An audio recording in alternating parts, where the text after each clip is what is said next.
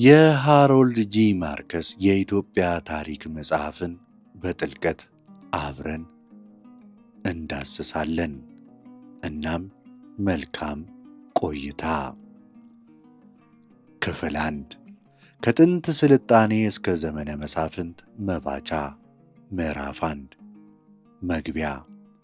ታሪክን ጥልቀት መመርመርና የኢትዮጵያን ዘላቂነት መረዳት። የሃሮልድ ጂ ማርከስ የኢትዮጵያ ታሪክ የተሰኘው ይህ ድንቅ መጽሐፍ አንድን አገር ከታሪኳ መነሻ አንስቶ እስከ ቅርብ ጊዜ ድረስ የሚዘልቅ ውስብስብና ብዙ ገጽታ ያለው ጉዞዋን ለመተረክ የተደረገ ከፍተኛ የሆነ ምሁራዊ ጥረት ነው።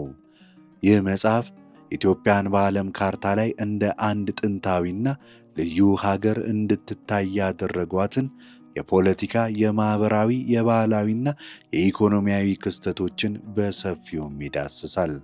ማርከስ መጽሐፉን በ1986 መጽሐፍ ሲጀምር ሥራው በ6 ወራት ውስጥ ይጠናቀቃል የሚል እምነት ቢኖረውም የኢትዮጵያ ታሪክ ያለው ጥልቀትና በየጊዜው የሚወጡ አዳዲስ የሆኑ ጥናቶች ሥራው ሰፊ ጊዜ እንዲወስድ አስገድደውታል።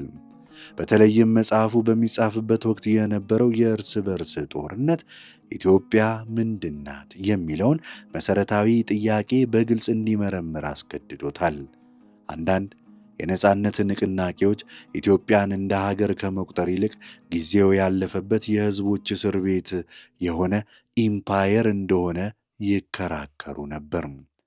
ማርከስ ግን ከ1950ዎቹ መጨረሻ ጀምሮ ያጠናትን ኢትዮጵያን የመጠበቅ ዝንባሌ ቢኖረውም በውስጧ የሚገኙትን የተለያዩ ሕዝቦች ልዩነት ተገንዝቦ ትንታኔውን በግልጽ ያቀርባል። ይህ መጽሐፍ ኢትዮጵያ እንደ አንድ ጽንሰ ሐሳብ ፈጽሞ ጠፍታ እንደማታውቅና አልፎ አልፎ ወደ ይዋሃዷት ክፍሎች ብትበታተንም እንኳን ሁል ጊዜ እንደገና በገሃድ እንደምትገለጥ የሚገልጽ ማዕከላዊ ትንታኔን ያቀርብልናል። ይህ የማርከስ መላምት የመጽሐፉን የጀርባ አጥንት ሆኖ ያገለግላል። የአክሱም ግዛት ከደበዘዘ በኋላ የዛግዌ ሥርወ መንግሥት እንደተከተለ፣ ከዚያም የተተካው የሰለሞናዊው ሥርወ መንግሥት የአሁኗን ኢትዮጵያ 2/3 ያካተተ ግዛትን መፍጠር እንደቻለ በማስረጃ ያስረዳናል። ማርከስ ይህንን ሥራ ሲያቀርብልን ሌሎች ምሁራን የእሱን ትንታኔ እንዲሞግቱት፣ እንዲያብራሩና የተሻሉ ትንታኔዎችንም እንዲያቀርቡ አብሮ ይጋብዛል። ይህም መጽሐፉ ለበለጠ የታሪክ ምርምር መነሻ እንዲሆን ያለውን ተስፋም ያሳያል። የመጽሐፉ ዋና ዓላማ ውስብስብ የሆነውን የኢትዮጵያ ታሪክ በቀላሉ እንዲገባ ማድረግ ብቻም ሳይሆን የታሪኩን ትርጉም በመመርመር ስለ አገሪቱ ማንነትና ቀጣይም ጉዞ ጥልቅ የሆነ ግንዛቤን ማስጨበጥ ነው።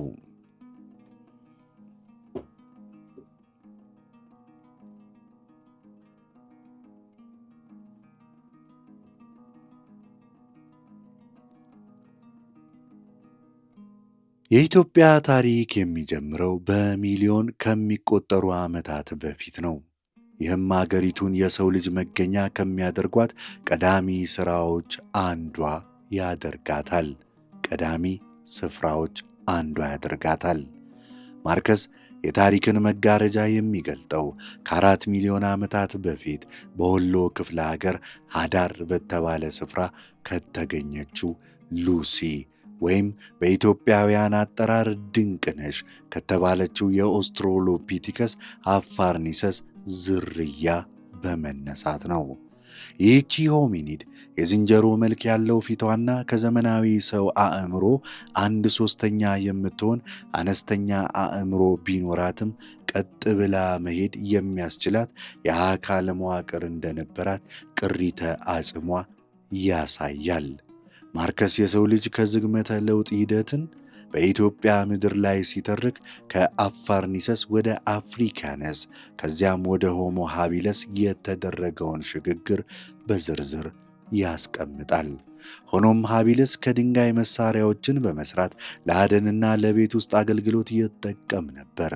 ይህ ዝርያ በቡድን በመኖር ሴቶች ታዳጊዎች 75 በመቶ የሚሆነውን ምግብ ሲያሰባስቡ፣ ወንዶቹ ደግሞ ለአደን ይሰማሩ ነበር። ማርከስ የሆሞ ሃቢለስ ስኬት ከ1.5 ሚሊዮን ዓመታት በፊት ወደ ሆሞ ኢሬክተስ ዝግመተ ለውጥ እንዳመራ ይገልጽልናል። ሆሞ ኢሬክተስ በትልቅ አእምሮና በጠነከረ አካሉ ከአፍሪካ አልፎ ወደ እስያና አውሮፓ የተስፋፋው ዝርያ ነው። በኢትዮጵያም ይህ ዝርያ እሳትን መጠቀም ከጀመረ በኋላ ምግብ ማብሰል፣ ከዱር አራዊት ራስን መከላከል፣ የማኅበራዊ ሕይወትን ማዳበርም ችሏል። ሆሞ ኢሬክተስ ይህ ሂደት ለሆሞ ሳፒያንስ መፈጠር መንገድንም ከፍቷል።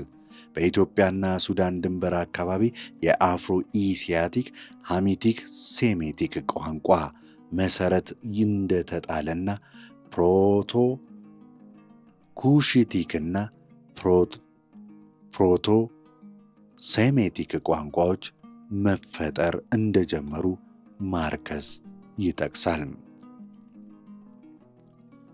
ከክርስቶስ ልደት በፊት በ8ኛው ሺህ ዓመት አካባቢ የግብርና መጀመርና የእንስሳት እርባታ የሕዝብ ቁጥር እንዲያድግም አስችሏል። እንደ ጤፍና እንሰት ያሉ ሰብሎች በስፋት ማምረት መጀመራቸው ሕዝቡ ወደ ደጋማ ቦታ እንዲስፋፋና ማረሻን በመጠቀም እርሻን እንዲያዳብርም አስችሎታል።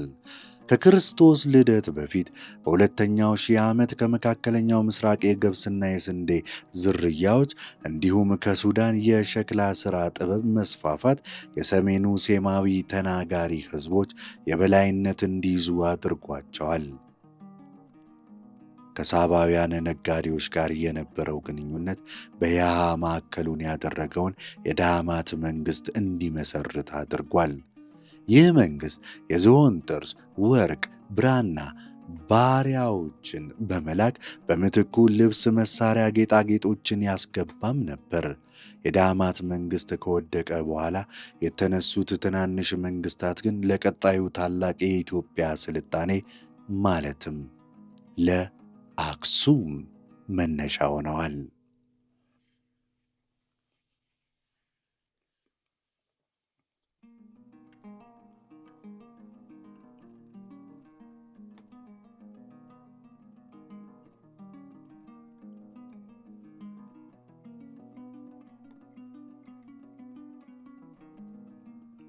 የአክሱም ስልጣኔ መነሳትና ማበብ የኢትዮጵያን ታሪክ ከቀጠናዊ መስተጋብር ወደ ዓለም አቀፋዊ መድረክ ያሸጋገረ ወሳኝ የሆነ ምዕራፍ ነው። ማርከስ የአክሱም መነሳትን የፕቶሎማይክ ግብፅና ከሮማውያን የዓለም ኢኮኖሚ ጋር ከተፈጠረው የንግድ መነቃቃት ጋር በቀጥታ ያገናኘዋል። በአንደኛው መቶ ክፍለ ዘመን ዓመተ ምህረት አክሱም ሙሉ በሙሉ የዳበረ የንግድ መንግሥት ሆኖ በታሪክ መዝገብ ላይ በግልጽም ሰፍሯል። በወቅቱ የተጻፈው የኤርትራ ባህር ፔሪፕለስ የተሰኘው መጽሐፍ አዱሊስን የኢትዮጵያ ዋና የወደብ ከተማ እንደነበረች ይጠቅሳል። የውጭ ነጋዴዎች የዝሆን ጥርስን ለመግዛት የተለያዩ የጨርቃጨርቅ ውጤቶችን፣ የመስታወት ዕቃዎችን፣ መሳሪያዎችን፣ የወርቅና የብር ጌጣጌጦችን እንዲሁም ከፍተኛ ጥራት ያላቸውን የጦር መሳሪያዎች ለመስራት የሚያገለግሉ የህንድ ብረቶችን ይዘው ይመጡም ነበር። አዱሊስ በድንጋይ የተገነቡ ቤቶችና ቤተ መቅደሶች፣ ግድብና የመስኖ ልማት የነበራት ግዙፍ ከተማ ነበረች። ከአዱሊስ የ5 ቀን መንገድ ርቀት በላይ የምትገኘው አክሱም ከተማ ደግሞ ወደ ሱዳን የሚዘልቀውን የዝሆን ጥርስ ንግድ ትቆጣጠረው ነበር። የአክሱም መሪዎች ንግዱን ከመቆጣጠር ባለፈ የንግድ መስመሮችንና የጥሬ ዕቃ ምንጮችን ለማስጠበቅ ወታደራዊ ዘመቻዎችን ያካሂዱም ነበር። ለምሳሌ ወደ ሰሜን በመዝመት የስዋኪንን የንግድ መስመር ለመቆጣጠርና የቤጃ ዘላኖችን ለማረጋጋት ወደ ደቡብ በመዝመት የሰሜን ተራሮችን አምራች ሕዝብ ለማስገበር ወደ ደቡብ ምስራቅ የአፋር በረሃ በመግባት የዕጣን ንግድን ለመቆጣጠር እንዲሁም ቀይ ባህርን ተሻግረው ሄጃዝን የአሁኗ ሳውዲ አረቢያን ግብር እንዲከፍል ለማድረግ ዘምተዋል። ይህ መረጃ በ525 ዓመተ ምህረት በአዱሊስ በኮስማስ ኢንዲኮፕለስተስ የተቀዳ ጽሑፍ ላይ የተገኘ ነው። በሦስተኛው መቶ ክፍለ ዘመን መገባደጃ ላይ አክሱም የራሷን ሳንቲሞች ማተም መጀመሯ በወቅቱ ከነበሩ እንደ ፋርስና ሮም ካሉ ታላላቅ ግዛቶች ጎን እንድትሰለፍ ያስችላታል። ሳንቲሞቹ በግሪክኛ የተጻፉና የሮማን ሶሊደስን መሠረት ያደረጉ መሆናቸው በዋናነት ለዓለም አቀፍ ንግድ ያገለግሉ እንደነበር ያሳያልም። ይህ የንግድ ብልጽግና ለአክሱም ገዢ መደብ ሀብትን ብቻም ሳይሆን አዳዲስ ሐሳቦችንና እምነቶችን ይዞም መጥቷል። ከእነዚህ ዋነኛ ነገሮች መካከል ክርስትና ነበር።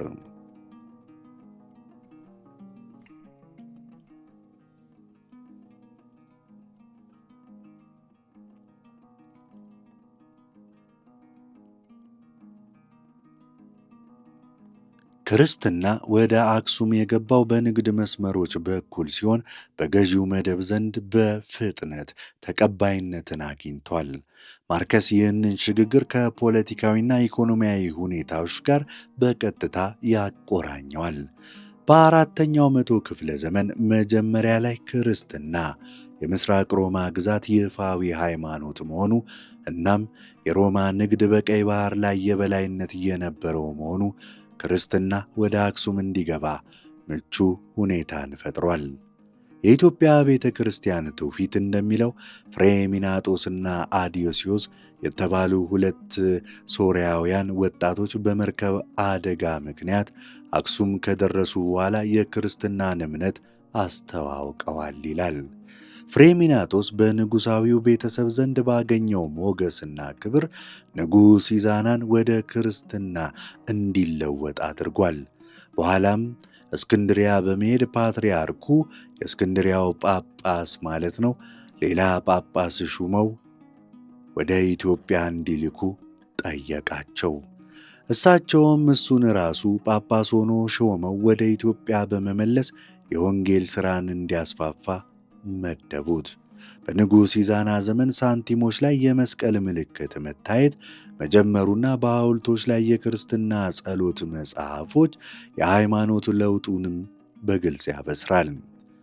ክርስትና ከአክሱም የንግድ መስፋፋት ጋር ተያይዞም ነበር። በ350 ዓመተ ምህረት አካባቢ ንጉሥ ኢዛና ወደ ምዕራብ ወደ አባይ ሸለቆ በመዝመት የሜሮይ መንግሥት መዳከምን ተጠቅሞ የአካባቢውን የዝሆን ጥርስ ንግድ ተቆጣጠረው። በአትባራና በአባይ ወንዞች መገናኛ ላይ ባቆመው ሐውልት ላይ ለድሉ የክርስትናን አምላክ ያመሰግናል። በዚሁ ዘመን ላይ የግሪክ ቋንቋ በቤተ መንግሥት ሲያገለግል፣ ግዕዝ ደግሞ የሕዝቡ ቋንቋ ሆኖ እያደገ መጥቷል። መጽሐፍ ቅዱስም ወደ ግዕዝ ተተርጉሟል።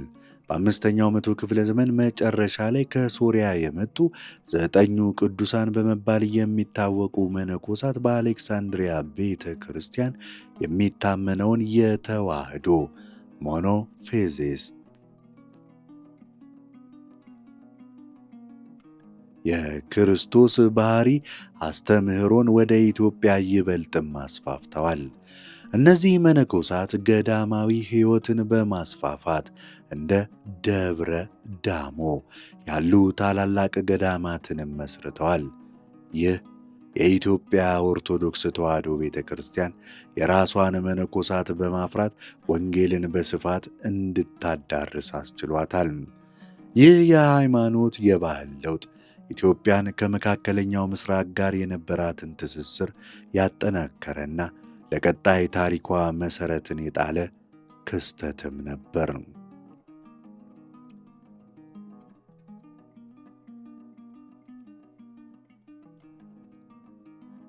የአክሱም ግዛት በኃያልነቱ ጫፍ ላይ በነበረበት በዛን ወቅት በቀይ ባህር በሁለቱም በኩል ተጽዕኖን ያሳድርም ነበር። በስድስተኛው መቶ ክፍለ ዘመን መጀመሪያ ላይ በደቡብ አረቢያ የነበሩ ክርስቲያኖች በአይሁድ መሪዎች ስደት ሲደርስባቸው የአክሱም ንጉሥ ካሌብ በባዛንታይን መንግሥት ድጋፍ ጦር ልኮ አካባቢውን ተቆጣጥሯል። ሆኖም ይህ የባሕር ማዶ ግዛት ዘላቂም አልነበረም። በ543 ዓመተ ምህረት አብርሃ የተባለ ጀነራል በካሌብ ላይ በማመፅ የደቡብ አረቢያ ገዢም ሆነ። ምንም እንኳ አብርሃ ለአክሱም ግብር ቢከፍልም ነፃነቱ የአክሱምን የባሕር ማዶ ኃይል መዳከም ያመለክት ነበር። በመጨረሻም በ570 ዓመተ ምህረት አካባቢ የፋርስ ኃይሎች የኢትዮጵያን ሥልጣን ለአረቢያ ሙሉ በሙሉ አስወግደዋል። የኢትዮጵያን ሥልጣን ከአረቢያ ላይ በ570 ዓመተ ምህረት ላይ ሙሉ በሙሉ አስወግደዋል።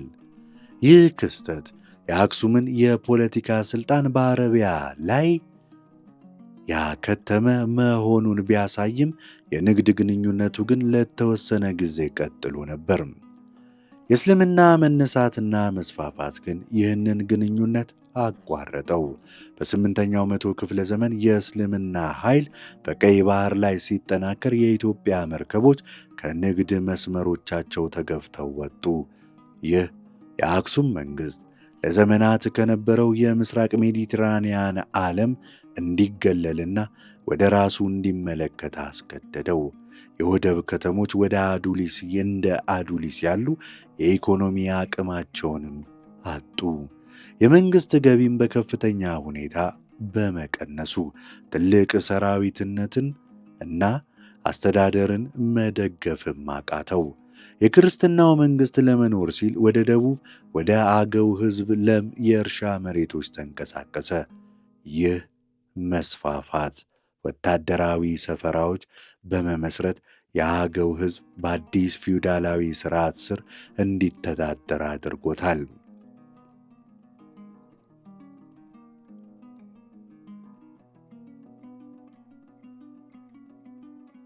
ካህናትና መነኮሳት የአገው ሕዝብ ወደ ክርስትና በመለወጥና ከሰሜኑ ባህል ጋር እንዲዋሃድ በማድረግ ረገድ ትልቅ ሚናን ተጫውተዋል።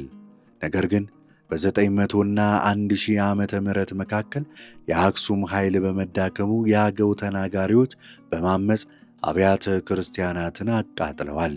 በሺህ የሚቆጠሩ ክርስቲያኖችንም ገድለዋል። ፐርሲስተንት ትውፊት እንደሚለው ጉዲት የተባለች የአገው ንግሥት የክርስትናውን መንግሥት ክፉኛ ተዋጋችው። ይህ ሁሉ ውዝግብ በመጨረሻ የአክሱም ገዢ ወደብ እንዲወድቅና ሥልጣን በአገው መሪዎች እጅ እንዲገባም አድርጓል። ከእነዚህ መካከል አዲስ ሥርወ መንግሥት የመሠረቱት የዛጌው መሪዎች ይገኙበታል ይላል።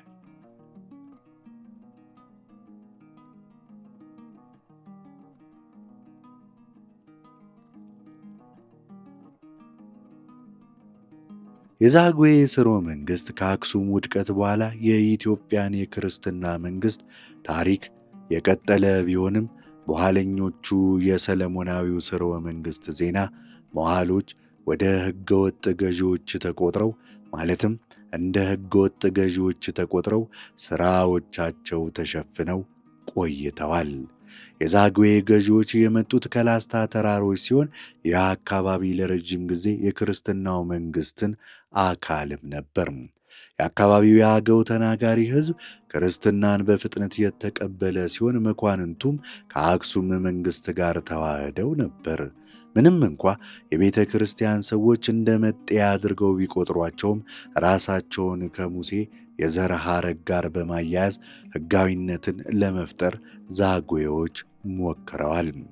የዚህ ሥርወ መንግሥት ታላቅነትና ጥበባዊ ብቃት በዋናነት የሚንጸባረቀው በንጉሥ ላሊበላ ማለትም ከ1185 እስከ 1225 ገደማ ዘመነ መንግሥት በሮሃ የአሁኗ ላሊበላ ከተማ በታነጹ 11 ፍልፍል አብያተ ክርስቲያናት ነው። ንጉሡ እነዚህን አብያተ ክርስቲያናት ያሰራው ለአዲሱ ሥርዓት የበላይነት ለእምነቱ ጥልቀት ማሳያ እንዲሆንም ነው። ይህ የግንባታ ጥበብ በዐይነቱ ልዩና አስደናቂም ነው። አብያተ ክርስቲያናቱ ግቢዎቻቸውና ውስጣዊ ክፍሎቻቸው ከአንድ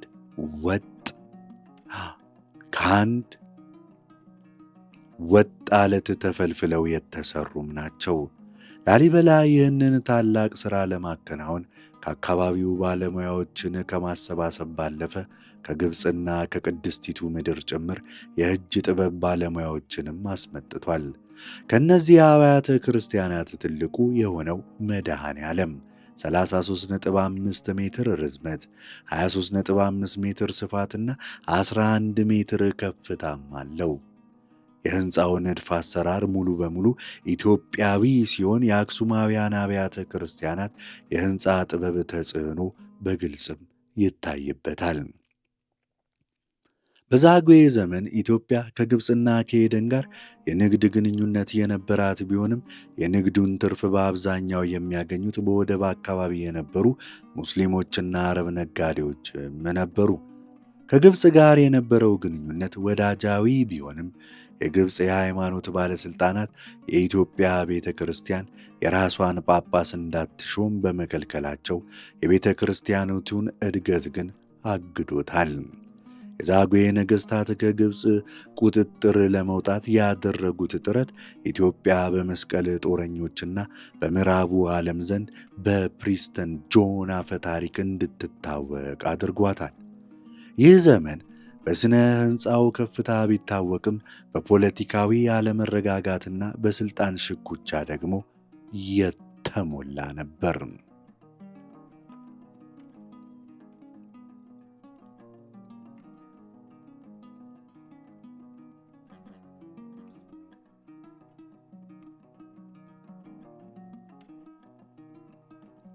በ13ኛው መቶ ክፍለ ዘመን መገባደጃ ላይ የዛጉዌ ሥርወ መንግሥት ውስጣዊ ሽኩቻና አስተዳደራዊ ድክመት ለውድቀቱ መንገድን ጠርጓል። በሰሜን ሸዋ ላይ የበቀለውና ከንግድ መስመሮች መዛባት ተጠቃሚ የነበረው አነስተኛ የክርስትና መንግሥት ይኩኖ አምላክ እንደ አውሮፓውያን አቆጣጠር በ1285 የሞተው ማለት ነው በተባለ መሪ ስር ተደራጅቶም ነበር።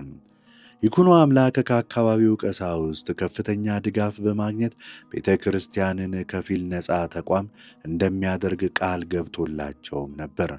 በዚህ ምክንያት የሸዋ ኃይሎች ሲያምፁ ቤተ ክርስቲያን ገለልተኛ ሆና ቆይታለች። በተከታታይ ጦርነቶች የመጨረሻው የዛጉዌ ንጉሥ ይትባረክ ተሸንፎ በ1270 ዓ ም በጋይንት ደብር ውስጥ በይኩኖ አምላክ ተገደለ። ይኩኖ አምላክ ዙፋኑን ሲይዝ ከፍተኛ ተቃውሞ ገጥሞት ነበር። የትግራይን ሕዝብና የአክሱምን ትውፊቶች ድጋፍ ለማግኘት እሱና ደጋፊዎቹ አዲስ የትውልድ ሐረግ ታሪክ ማሰራጨትም ጀመሩ።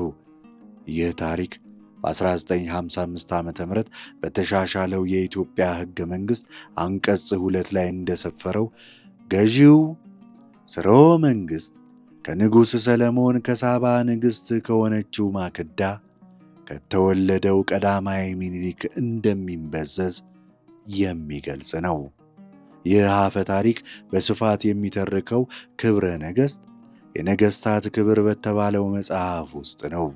ክብረ ነገሥት በ14ኛው መቶ ክፍለ ዘመን መጀመሪያ ላይ በ6 የትግራይ ጸሐፍት የተቀነባበረ ሲሆን ዋና አዘጋጁ ይስሐቅ የተባለ ሰው ነበር። አዘጋጆቹ ሥራቸው ከኮፕቲክ ወደ አረብኛ ተተርጉሞ የነበረውን መጽሐፍ ወደ ግዕዝ መመለስ ብቻ እንደሆነ ቢናገሩም እንደ እውነቱ ከሆነ የአካባቢና የቀጠናዊ የቃል ትውፊቶች ከብሉይና ከአዲስ ኪዳን ከአይሁድና ከሙስሊሞች ትርክት ጋር በማዋሃድ የፈጠሩት ድንቅ የሥነ ጽሑፍ ሥራቸውም ነው። የመጽሐፉ ዋና ዓላማ የንጉሥ ይኩኖ አምላክን የተመለሰውን የሰለሞናዊውን ሥርወ መንግሥት ሕጋዊነት ማረጋገጥ ነበር። ታሪኩ እንደሚለው ንግሥት ማክዳ የንጉሥ ሰለሞን የአስተዳደር ጥበብን ለመማር ወደ ኢየሩሳሌም ተጉዛለች። ሰለሞን በተንኮል ካስረገዛት በኋላ ወንድ ልጅ ከወለደች ወደ ኢየሩሳሌም እንድትልከው አዟት ወደ አገሯ ሸኝቷታል። ንግሥቲቱም ቀዳማዊ ምኒልክን ከወለደች በኋላ ለአቅመ አዳም ሲደርስ ወደ አባቱ ላከችው።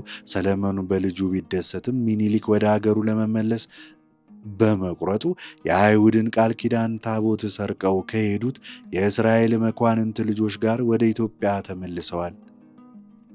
ክብረ ነገሥት ኢትዮጵያ የእግዚአብሔር የተመረጠች አገር እንደሆነችና የእስራኤልንም ታቦት እንደተካች ያስረዳናል። ይህ ብሔራዊ ተረክ ለኢትዮጵያ ልዩ ማንነትን፣ የኩራት ስሜትን የሰጣት ሲሆን የሰለሞናዊውን ሥርወ መንግሥት ሥልጣን ለብዙ መቶ ክፍለ ዘመናት እንዲጸና አስችሏል፣ አጽንቷልም።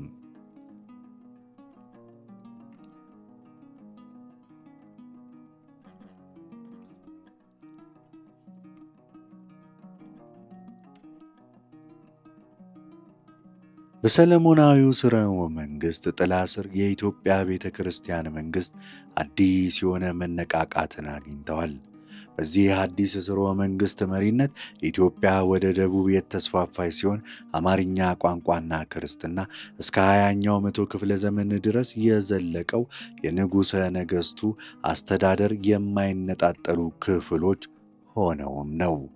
የዚህን ሥርወ መንግሥት ሥልጣን ካጠናከሩ ታላላቅ መሪዎች መካከል አፄ አምደ ጽዮን ከ1314 እስከ 44 ቀዳሚው ነው። አፄ አምደ ጽዮን ጠንካራ ወታደራዊ መሪ የነበሩ ሲሆን በንግሥናቸው መጀመሪያ ላይ በትግራይ፣ በሃድያ፣ በዳሞትና በጎጃም ያመጹትንና ፊውዳላዊ የሆነ ነፃነታቸውን ወደ ሉዓላዊነት ለመቀየር የሞከሩትን ኃይሎች በፍጥነት አሸንፈዋል። ያመጹትን ክፍለ ሀገር ድል ካደረጉ በኋላ በቀላሉ ለመግዛት ለማስተዳደር እንዲቻል ወደ ትናንሽ የአስተዳደር ክፍሎች ከፋፍለው በየቦታው ወታደራዊ ሰፈሮችን አቋቁመዋል። ይህ ዘዴ አዲስ በተቆጣጠሯቸው የደቡብ አካባቢዎች በመተግበር ሰራዊታቸውን የወንጌል ቃል ከኢትዮጵያ ሰላም ወይም ፓክስ ኢትዮፒካ ጋር አስፋፍቷል። የንጉሠ ነገሥቱ ቁጥጥር እየሰፋ ሲመጣ ከደቡብና ከመካከለኛ ኢትዮጵያ የሚሰበሰበው ወርቅ፣ የዝሆን ጥርስና ባሪያ ወደ ወደቦች በመላክ ለመካከለኛው ምስራቅ ይሸጥ ስለነበር የሀገሪቱ ኢኮኖሚም አድጓል። አፄ አምደ ጽዮን የንግድ መስመሮችን የሚቆጣጠሩትን ሙስሊሞች ማኅበረሰቦች በብልሃት ወደ አስተዳደራቸው እንዲካተቱ በማድረግ ሉዓላዊነታቸውን ከተቀበሉና ግብር ከከፈሉ ሥራቸውን እንዲቀጥሉ ፈቅደውላቸዋል። አፄው የፈጠሩት የአስተዳደር ሥርዓት ከቀደሙት የዛግዌና የአክሱም መንግሥታት የተወረሰ ነበር። ንጉሠ ነገሥቱ የመሬት ሁሉ ባለቤት እንደመሆናቸው መጠን ለታማኝ ተከታዮቻቸው ጉልት ወይም ፊውዳላዊ መሬትን ይሰጡ ነበር። የጉልት ባለቤቶች አካባቢያቸውን ያስተዳደሩት በጦርነት ጊዜ ወታደርና እንስሳትን ያቀርቡ እንዲሁም ከሕዝቡ ግብር ይሰበስቡም ነበር። የጉልበት ሥርዓቱ የንጉሠ ነገሥቱ ኃይል በሩቅ አካባቢ ሳይቀር እንዲሰማና አስተዳደራዊ ቀጣይነት እንዲኖረውም አስችሏል። አፄ አምደ ጽዮን በ1332 ዓ ም የይፋት መሪ ሰብረዲን ወይም ጅሃድ አውጆ ሰብረዲን ጅሃድ አውጆ በክርስትናው መንግሥት ላይ ጥቃት ሲሰነዝር ከመላው ግዛታቸው ጦር በማሰባሰብ ደም አፋሳሽ ዘመቻን አካሂደዋል። ንጉሡ በብልሃትና በጀግንነት ሰራዊታቸውን በመምራት የሙስሊም ኃይሎችን ጥምረት በመበታተን ታላቅ ድልን ተቀዳጅተዋል። ይህ ድል የክርስትናውን መንግሥት ድንበር እስከ አዋሽ ሸለቆና ከዚያም በላይ እንዲሰፋ አድርጎታል።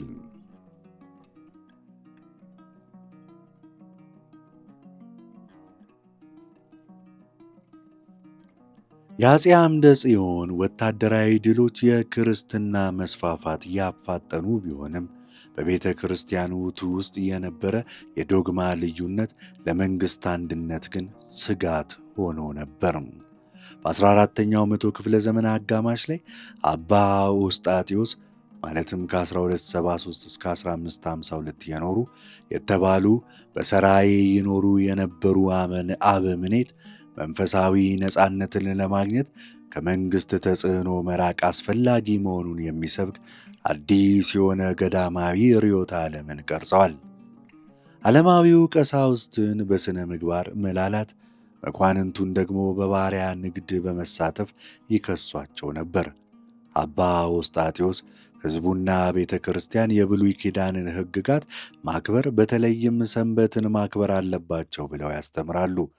ይህ ትምህርት ከመንግሥትና ከቤተ ክርስቲያን ተቋማት ጋር ከፍተኛ የሆነ ግጭትን ፈጠረባቸው።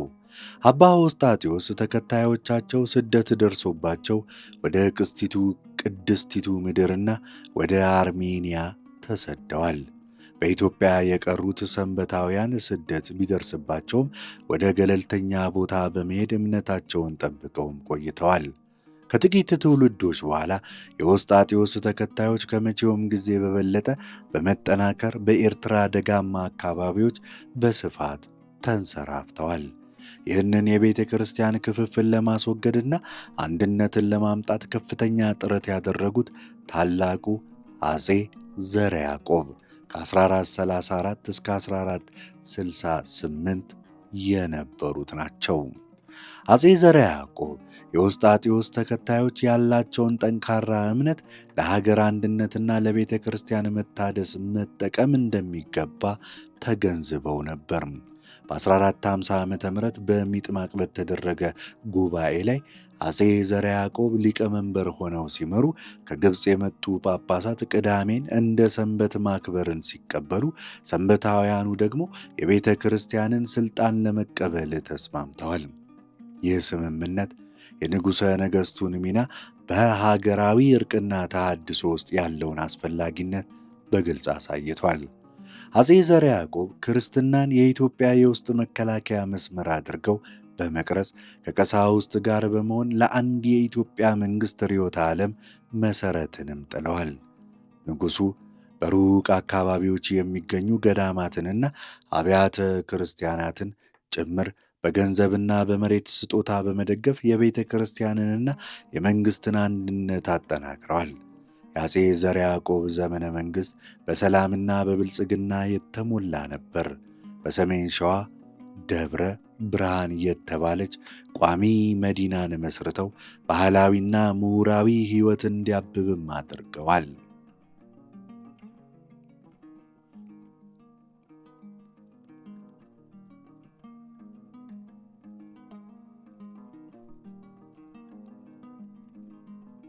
የአፄ ዘርዓ ያዕቆብ ፖሊሲ የሀገር ውስጥ አንድነትን ማምጣት ብቻም ሳይሆን ኢትዮጵያን ከሙስሊም ከበባ በማላቀቅ ከውጭው የክርስትና ዓለም ጋር ግንኙነት መመስረትን ያካተተም ነበር።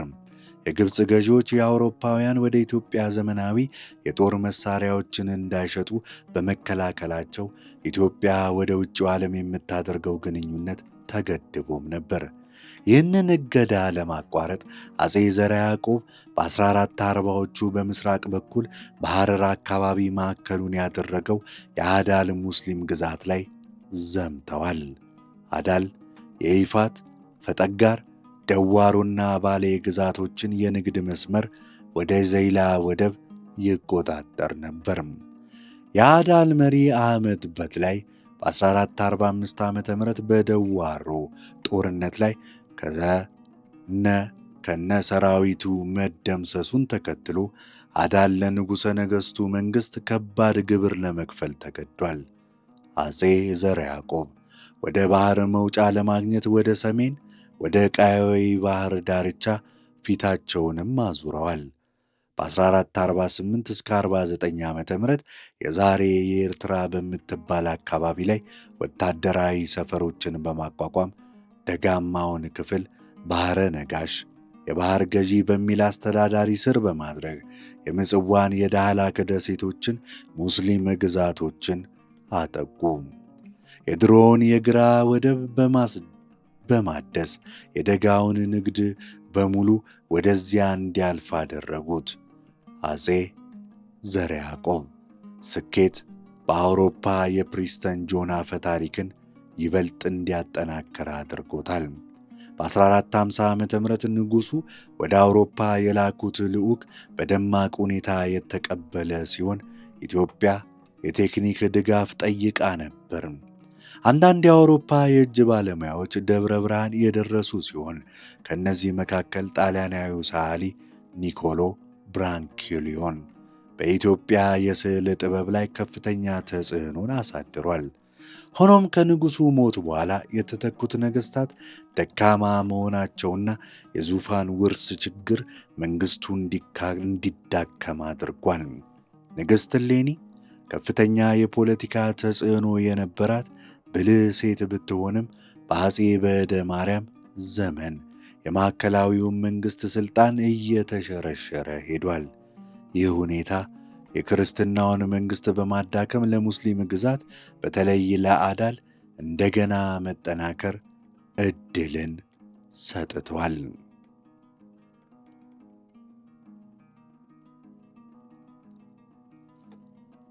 በአፄ ንብለ ድንግል ማለትም ከ1508 እስከ 1540 ዘመነ መንግሥት መጀመሪያ ላይ የክርስትናው መንግሥት በአዳል ላይ ጊዜያዊ ድሎችን ቢቀዳጅም ከስር ከስር እየተንከባለለ የመጣው የፖለቲካና የማኅበራዊ ቀውስ ለታላቅ አደጋ መሠረት ጥሎ ነበር። የሙስሊም ኃይል ወደ ክርስትናው መንግሥት የፈነዳበት ምክንያት ውስብስብ ነበር።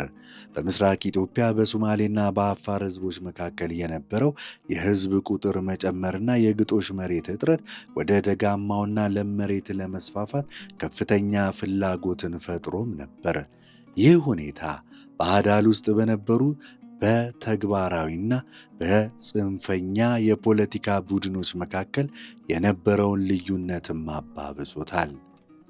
አህመድ ኢብን ኢብራሂም አልጋዚ ከ1506 እስከ 1543 በኢትዮጵያውያን ግራኝ እጁን የሚጠቀም በመባል የሚታወቀው ይህንን ሁኔታ በመጠቀም ስልጣን ላይ ወጣ።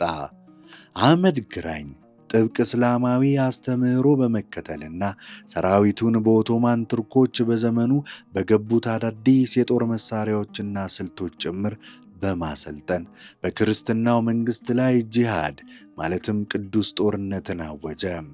በ1527 ዓ.ም የሰለሞናዊው መንግሥት የላከው ጦር በአዳል ኃይሎች ተሸነፈ። ከዚያም በ1528 ዓ.ም በሽምብራ ኩሬ በተደረገው ወሳኝ የሆነ ጦርነት የአፄ ንብለ ድንግል ግዙፍ ሰራዊት በአህመድ ግራኝ በተደራጀውና በተንቀሳቃሽ ጦር ተሸነፈ።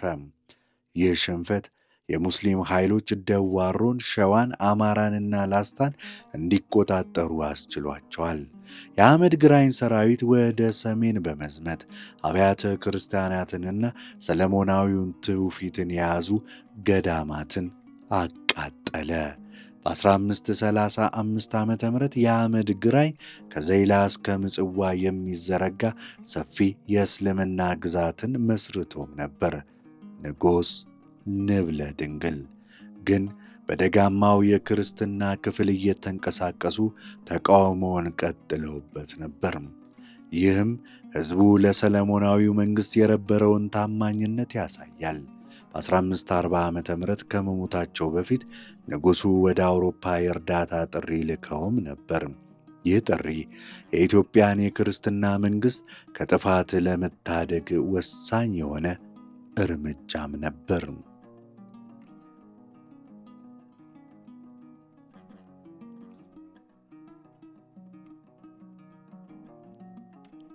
የአፄ ልብነ ድንግል የእርዳታ ጥሪ ፖርቹጋል ከደረሰ በኋላ በጥር 1541 ዓ.ም 400 የዘመናዊ ጠመንጃ የታጠቁ የፖርቹጋል ወታደሮች ምጽዋ ላይ አረፉ። እነዚህ ኃይሎች ከትግራይ ገዢ ሰራዊት ጋር በመቀላቀል በአውሮፓ የጦር ስልት በመሰልጠን የአህመድ ግራኝን ጦር በሚያዝያ 1541 ዓ.ም ድል አደረጉ። ግራኝ ከኦቶማን ቱርኮች 900 ወታደሮችንና 10 መድፎችን በማስመጣት ኃይሉን አጠናክሮ በነሐሴ 1542 ዓ.ም በተደረገ ጦርነት የኢትዮ ፖርቹጋል ጦርን አሸነፈ። በዚህ ጦርነት የፖርቹጋሎቹ መሪ የነበረው ክርስቶፈር ደጋማ ተገደለ። አፄ ገላውዲዮስ 1540 እስከ 1559 ስልጣን ከያዙ በኋላ የጦር ስልቱን በመቀየር በድንገተኛ ጥቃቶች የግራኝን ጦር ማወክ ጀመሩ። በመጨረሻም በየካቲት 25 1543 ዓ.ም ከጣና ሐይቅ አጠገብ በተደረገ ጦርነት አህመድ ግራኝ ተገደለ፣ ሰራዊቱም ተበተነ። ይህ ጦርነት በኢትዮጵያ ላይ ከፍተኛ የሕይወትና የሀብት ውድመትን አስከትሏል። አፄ ገላውዲዮስ የቀድሞውን ሰለሞናዊውን ግዛት እንደገና ለመመለስ ቢችሉም አገሪቱ በጦርነቱ በክፉኛ ተዳክማ ነበር። ይህ ድክመት በደቡብ ምስራቅ ይኖሩ የነበሩ የኦሮሞ አርብቶ አደሮች ወደ ለም የደጋ ቦታዎች እንዲስፋፉ ምቹ የሆነ ሁኔታን ፈጠረላቸው። የኦሮሞ ሕዝብ የኩሽቲክ ቋንቋ ተናጋሪ ሲሆን ገዳ በሚባል የዕድሜ እርከን ላይ የተመሠረተ የማኅበራዊና ፖለቲካዊ አስተዳደር ሥርዓትም ነበረው። ይህ ሥርዓት በየ8 ዓመቱ አዲስ የጦረኛ ትውልድ ማለትም ሉባ እንዲፈጠር በማድረግ ለወረራና ለእንስሳት ዝርፊያ ያነሳሳ ነበር። በ16ኛውና በ17ኛው መቶ ክፍለ ዘመናት በጦርነቱ የደከመውንና የሕዝብ ቁጥሩ የተመናመነውን የደጋውን ክፍል በመውረድ ኦሮሞዎች እስከ አርሲ፣ ሸዋ፣ ወለጋ፣ ጎጃም፣ ሐረርጌና ወሎ ድረስ ተስፋፍተዋል። ይህ መስፋፋት የኦሮሞ ሕዝብ ከአዳዲስ አካባቢዎችና ባህሎች ጋር እንዲዋሃድ በማድረግ አንዳንዶቹ አርሶ አደር፣ ሌሎቹ ክርስቲያን ወይም ሙስሊም እንዲሆኑ አድርጓቸዋል። ይህ ክስተት የኢትዮጵያን የሥነ ሕዝብ ካርታ በዘላቂነት የቀየረ ሲሆን የሰለሞናዊው መንግሥት ግዛቱ እንዲጠብ በማድረግ አቢሲኒያ ተብሎ በሚጠራው የሰሜኑ የክርስቲያን ክፍል ብቻ እንዲወሰንም አድርጎታል። ሆኖም የድሮ ሰፊ ግዛት ትዝታ በሕዝቡና በቤተ ክርስቲያን ስብከት ውስጥ ሁሌም ሕያው ሆኖ ቆይቷል።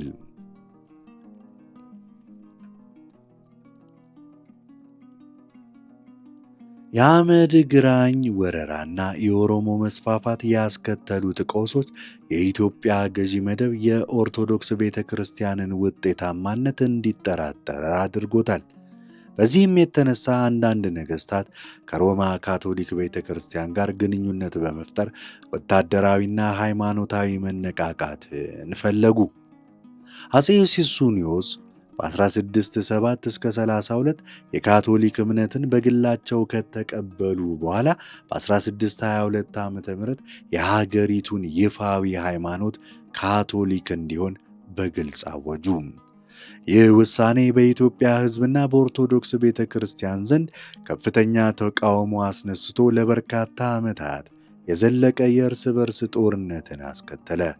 በመጨረሻም አፄ ሱስንዮስ በልጃቸው በአፄ ፋሲለደስ ከ1632 እስከ 67 የነገሰ ስመ ዙፋኑ ከዙፋናቸው በመውረድ አገሪቱ ወደ ኦርቶዶክስ እምነት እንድትመለስ አደረጉ። አፄ ፋሲለደስ የውጭ ተጽዕኖን ለመከላከል ሲሉ የአውሮፓውያን ወደ ኢትዮጵያ መግባትን ከለከሉ። ከዚያም በ1635 ዓ.ም አካባቢ ጎንደርን አዲስ ቋሚ መዲናቸው አድርገው መሰረቱ። የጎንደር ዘመን በመባል የሚታወቀው ይህ ወቅት ኢትዮጵያ ራሷን ከውጭው ዓለም ያገለለችበት ቢሆንም በውስጧ ግን የሥነ ሕንፃ፣ የሥነ ጽሑፍ፣ የሥነ ጥበብ ያበበበት ጊዜዋ ነበር። በፋሲለደስና በተከታዮቻቸው የተገነቡት ቤተ መንግሥቶችና አብያተ ክርስቲያናት የአክሱማውያን፣ የዛጌዌና የፖርቹጋላውያን የሕንፃ ጥበብ ተጽዕኖን ያሳያሉ። ጎንደር የንግድ ማዕከል ሆና በማገልገል ከሱዳን ጋር በባሪያና በወርቅ ከምዕራብ ደግሞ በቡና ንግድ ትታወቅ ነበር። ሆኖም ይህ ዘመን በሃይማኖታዊ ውዝግቦች የተሞላም ነበር። በኢየሱስ ክርስቶስ ባሕሪ ላይ የተነሳው የተዋህዶና የቅባት ክርክር ቤተ ክርስቲያኒቱን መኳንንቱን ለሁለት ከፍሏቸው ነበር። አፄ ፋሲል የቅባትን ወገን መደገፋቸው የሸዋን የአማራን መኳንንት አስቆጥቶ ከእነዚህ አካባቢዎች ከጎንደር መንግሥት እንዲርቁ አድርጓቸዋል። ይህ ክፍፍል የማዕከላዊውን መንግሥት በማዳከም የኦሮሞ መኳንንት በጎንደር ፖለቲካ ውስጥ ያላቸውን ተጽዕኖ እንዲያሳድጉም አድርጓል። በአፄ ኢያሱ አንደኛ ከ1682 እስከ 1706 ዘመን የንጉሠ ነገሥቱ ጦር አዛዥ ራስ ከቤተ መንግሥቱ ባለሥልጣናት ሁሉ የበላይ እንዲሆን መደረጉ የንጉሡ ሥልጣን እየተሸረሸረ መምጣቱን ያሳያል። ከኢያሱ አንደኛ ሞት በኋላ የጎንደር ነገሥታት ሥልጣን ሙሉ በሙሉ በመዳከሙ የአካባቢው መኳንንትና የጦር አበጋዞች እንደፈለጉ መግዛት ጀመሩ። ይህም ከ1769 እስከ 1855 የዘለቀውን ዘመነ መሳፍንት በመባል የሚታወቀውን የፊውዳል ሥርዓት አልበኝነት ዘመን አስከትሏል።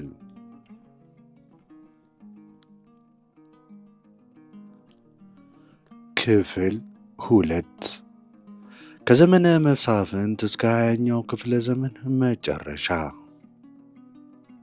ዘመነ መሳፍንት የሥርዓት አልበኝነት የፖለቲካ ሽግግር ዘመን። ዘመነ መሳፍንት ከ1769 እስከ 1855 የጎንደር ነገሥታት ሥልጣናቸው ተዳክሞ በስም ብቻ የነገሱበት፣ እውነተኛው ኃይል በየአካባቢው ፊውዳላዊ መኳንንት እጅ የገባበት ወቅት ነበር። ማርከስ ይህንን ዘመን ሲተነትነው የሙስሊም ጦርነት፣ የኦሮሞ ሕዝብ መስፋፋት ያስከተሏቸው ታሪካዊ ሂደቶች ወደ ፍጻሜያቸው የደረሱበት ወቅት እንደሆነ ያስረዳል።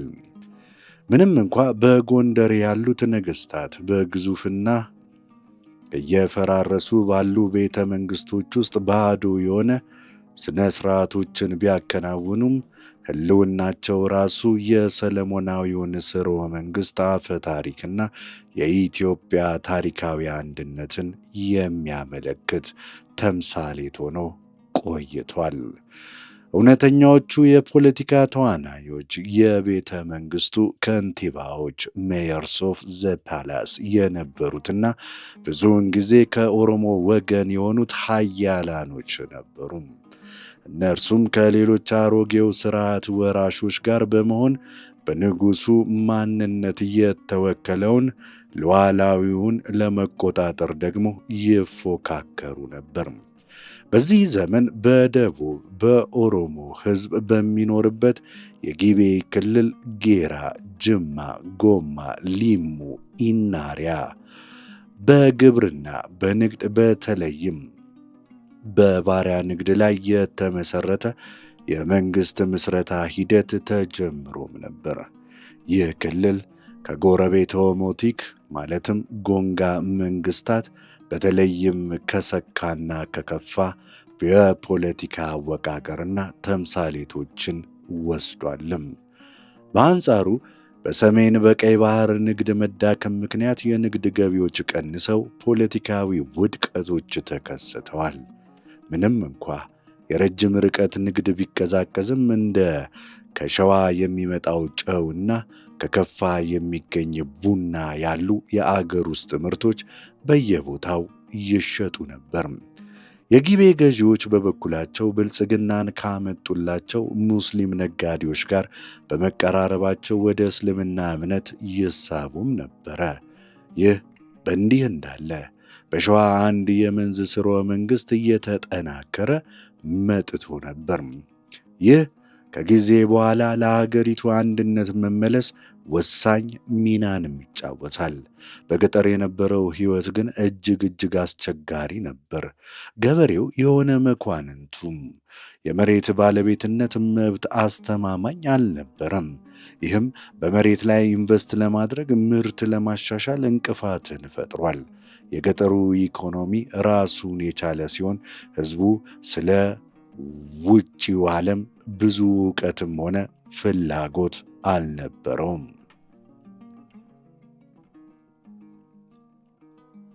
የአፄ ቴዎድሮስ መነሳት የአንድነት ሕልምና አሳዛኝ ፍጻሜን ቀጥለን እናያለን። የዘመነ መሳፍንትን ሥርዓት አልበኝነት በመናድ የኢትዮጵያ አንድነትን ለማስመለስ የተነሱት ታላቅ መሪ አፄ ቴዎድሮስ ዳግማይ በንግሥና ከ1855 እስከ 68 የነበሩት ካሳ ኃይሉ በሚል ስም በቋራ የተወለዱት ቴዎድሮስ በዘመኑ በነበረው የፖለቲካ ስርዓት ውስጥ በብልሃትና በጀግንነት ታግለው ወደ ሥልጣን የመጡ ሰውም ናቸው። ማርከስ እንደገለጸው ቴዎድሮስ ሽፍታ በመሆን የጀመሩት የፖለቲካ ጉዞ በወቅቱ ሥልጣን ለተነፈጋቸው መኳንንት ኃይልን ለማግኘት የተለመደ መንገድም ነበር። በደጃዝማች ክፍሌ ቤት ውስጥ የአስተዳደርና የጦርነት ጥበብን ከተማሩ በኋላ የራሳቸውን ኃይል መገንባት ጀመሩ። የጎንደር ገዢ የነበረችው እቴጌ መነን የካሳን እያደገ የመጣ ኃይል ለመቆጣጠር የልጅ ልጇን ተዋበችን ብታጋባውም ካሳ ምኞቱ ከቋራ የገዘፈ ነበረ። በተከታታይ ወታደራዊ ዘመቻዎች በመጀመሪያ አማቱን ራስ አሊን፣ የጎጃሙን ገዢ ጎሹን በ1852 እስከ 53 ጊዜ ድረስ አሸነፈ። ከዚያም የትግራዩን ኃያል ገዢ ደጃዝማች ውቤን በየካቲት 1855 በደረስጌ ጦርነት ላይ ድል በማድረግ የዘመነ መሳፍንትን የመጨረሻ ጠንካራውን መሪ አስወገደ። በየካቲት 11 1855 በአቡነ ሰላማ እጅ ቴዎድሮስ ዳግማዊ የኢትዮጵያ ንጉሠ ነገሥት ተብሎ ዘውድ ጫኑ። የቴዎድሮስን ስም መምረጣቸው በመካከለኛው ዘመን የነበረውን ለድሆች መሬትን ያከፋፈለውን ታላቁን አፄ ቴዎድሮስ አንደኛን በማስታወስ ፍትሕንና አንድነትን የሚያመጡ ለሕዝቡ ተስፋ ለመስጠትም ነበር። ፍትሕና ተስፋን፣ አንድነትን እንደሚያመጡ ለሕዝቡ ተስፋ ለመስጠት አስበው ነበር። ቴዎድሮስ ሥልጣን እንደያዙ ሸዋን ወደ ግዛታቸው ለማካተት ዘመቱ። የሸዋው ንጉሥ ኃይለ መለኮት ቢሞትም ቴዎድሮስ ልጁን ሚኒሊክን እንደ ገዛ ልጃቸው አድርገው በመያዝ ወደ ጎንደር ወሰዷቸው። ቴዎድሮስ ኢትዮጵያን ዘመናዊ ለማድረግ የማዕከላዊ መንግሥትን ለማጠናከርና የቤተ ክርስቲያንን መሬት በመቀነስ ለመንግሥት ገቢ ለማድረግ ከፍተኛ የሆነ ፍላጎትም ነበራቸው። ነገር ግን እነዚህ የተሃድሶ ሐሳቦች ከመኳንንቱና ከቤተ ክርስቲያኑ ጋር ከፍተኛ የሆነ ግጭት ፈጠረባቸው። ሕዝቡን ለመደገፍ ያቋቋሙት የጦር ሰፈር ሥርዓትም በገበሬው ላይ ከባድ የሆነ ጫናን ፈጠረ። በዚህም የተነሳ በየአካባቢው ዓመፅ እየተነሳባቸው አገሪቱን አንድ ለማድረግ በኃይል ከመንቀሳቀስ ውጪ አማራጭን አጡ። በመጨረሻም ከአውሮፓውያን ጋር ግንኙነት በመፍጠር የቴክኖሎጂ ድጋፍ ለማግኘት ያደረጉት ጥረት ከእንግሊዝ ጋር ወደ ለየለት ታላቅ ግጭት አስገባቸው። አንዳንድ እንግሊዛውያን ዲፕሎማቶችና ሚስዮናውያንን ማሰራቸው ደግሞ የእንግሊዝ መንግሥት በጄኔራል ናፒር የሚመራ ጦር እንዲልክባቸው አስገደደ። ቴዎድሮስ በመቅደላ ተራራ ላይ ተከበው በጠላት እጅ ከመውደቅ ሚያዝያ 13 1868 ሚያዝያ 13 1868 ራሳቸውን በራሳቸው ሽጉጥ አጠፉ።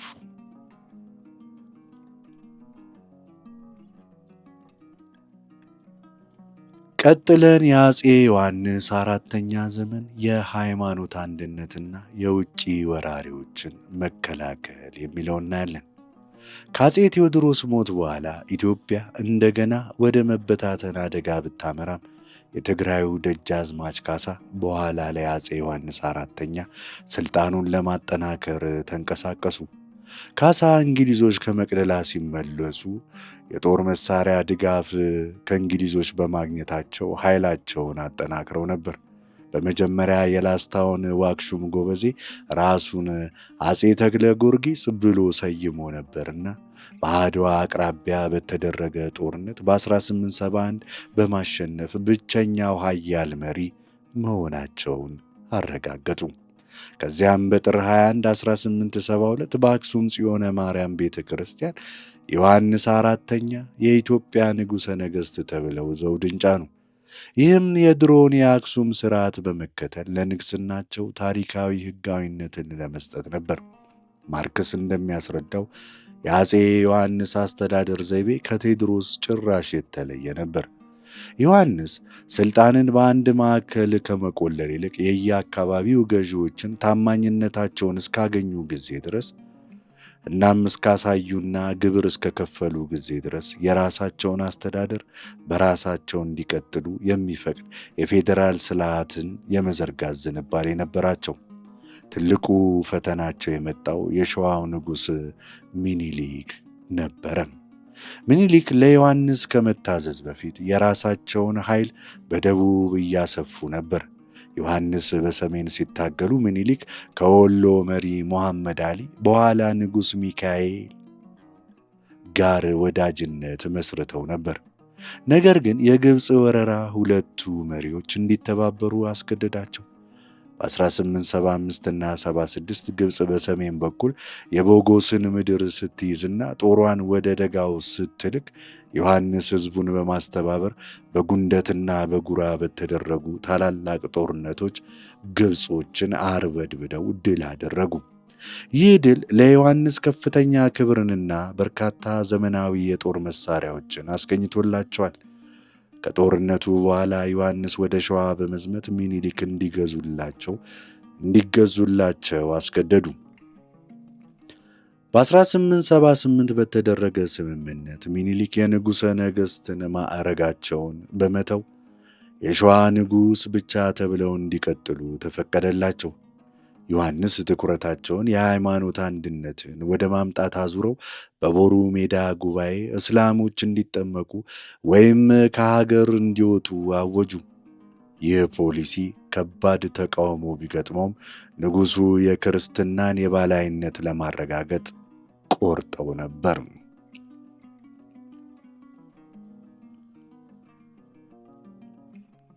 ቀጥለን የንጉሥ ሚኒሊክ መስፋፋትና የውጭ ኃይሎች ሴራ አፄ ዮሐንስ በሰሜን እስከ ግብፅ እናያለን። ከሱዳን ዱርቡሾችና ከጣሊያኖች ጋር ሲታገሉ፣ የሸዋው ንጉሥ ሚኒሊክ ደግሞ የሸዋን ግዛት ወደ ደቡብ ምዕራብ በማስፋፋት ላይ ብቻ ተጠምደው ነበር።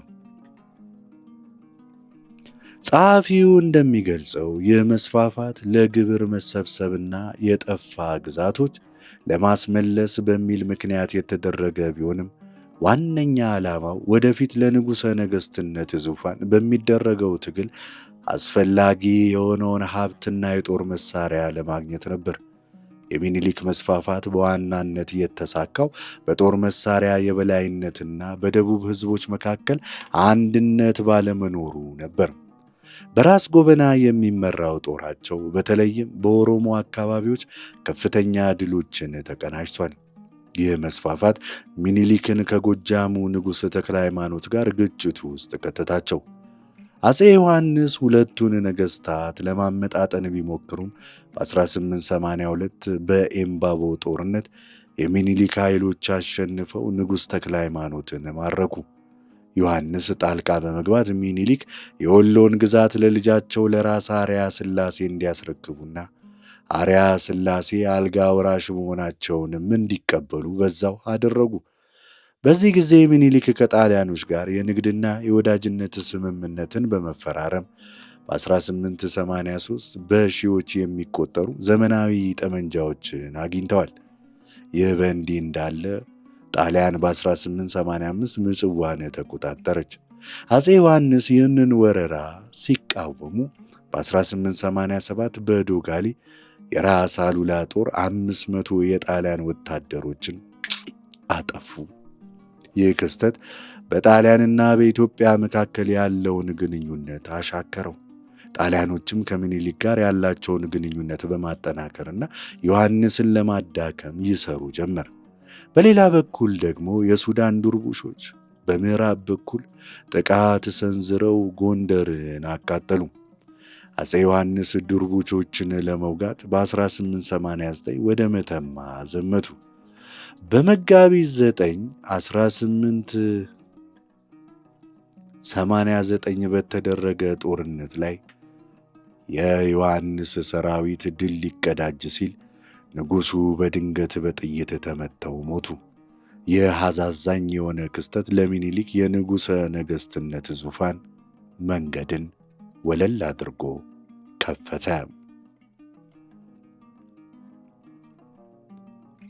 ቀጥለን የአፄ ሚኒሊክ ዙፋንና የውጫሌ ውል ክህደት የሚለውን እናም የአፄ ዮሐንስን ሞት ተከትሎ የመጣውን ጉዳይ እንመለከታለን። የሸዋው ንጉሥ ሚኒሊክ ራሳቸውን ንጉሠ ነገሥት አድርገው አወጁ። ምንም እንኳ የዮሐንስ ልጅ ራስ መንገሻ ሥልጣኑን ለመያዝ ቢሞክሩም የሚኒሊክ ኃይል እጅግ የገዘፈ ስለነበር አብዛኛዎቹ የሰሜን መኳንንት በፍጥነት ተገዙላቸው። ሚኒሊክ ሥልጣናቸውን ለማጽናት ራስ መንገሻን ለማዳከም ከጣሊያን ጋር ያላቸውን ግንኙነት ለመጠቀም ወሰኑ። በዚህም መሠረት ከጣሊያን ልዑክ ከኮንታንቶኖሊ ጋር በመደራደር በግንቦት 2 1889 በወሎ ውጫሌ ከተማ የወዳጅነት የንግድም ስምምነት ተፈራረሙ። ይህ ውል የውጫሌ ውል በመባል የሚታወቀው በኢትዮጵያና በኢጣሊያን ግንኙነት ታሪክ ውስጥ ትልቅ ውዝግብን ያስነሳ ወደ ጦርነትም ያመራ ሰነድ ነው። ማርክስ እዚህ ላይ እንደሚያብራራው የውዝግቡ መንስኤ በአንቀጽ 17 ላይ የነበረው የትርጉም ልዩነት ነበር። በአማርኛው ቅጂ ላይ የኢትዮጵያ ንጉሠ ነገሥት ከአውሮፓ ነገሥታት ጋር ለሚያደርጉት ግንኙነት በጣሊያን መንግሥት በኩል ሊጠቀሙ ይችላሉ ሲል፣ በጣሊያንኛው ቅጂ ላይ ግን መጠቀም አለባቸው የሚል አስገዳጅ ቃልን ይዞ ብቅ አለ። ጣሊያን ይህንን አንቀጽ በመጥቀስ በበርሊን ጉባኤ ስምምነት መሠረት ኢትዮጵያ የጣሊያን ጥገኛ ፕሮቴክቶሬት እንደሆነች ለአውሮፓ መንግሥታትም አሳወቀች። ሚኒሊክ ይህንን ክህደት ያወቁት ዘውድ ከጫኑ በኋላ ለአውሮፓ መሪዎች የላኳቸው ደብዳቤዎች ምላሽ ሲያገኙ ነበር። የእንግሊዟ ንግሥት ቪክቶሪያና የጀርመኑ ካይዘር ዊልሄም ቀጣዩ ግንኙነታቸውን በጣሊያን በኩል እንደሚያደርጉ ሲመልሱላቸው በቤተ መንግሥቱ ታላቅ የሆነ ቁጣ ተፈጠረ።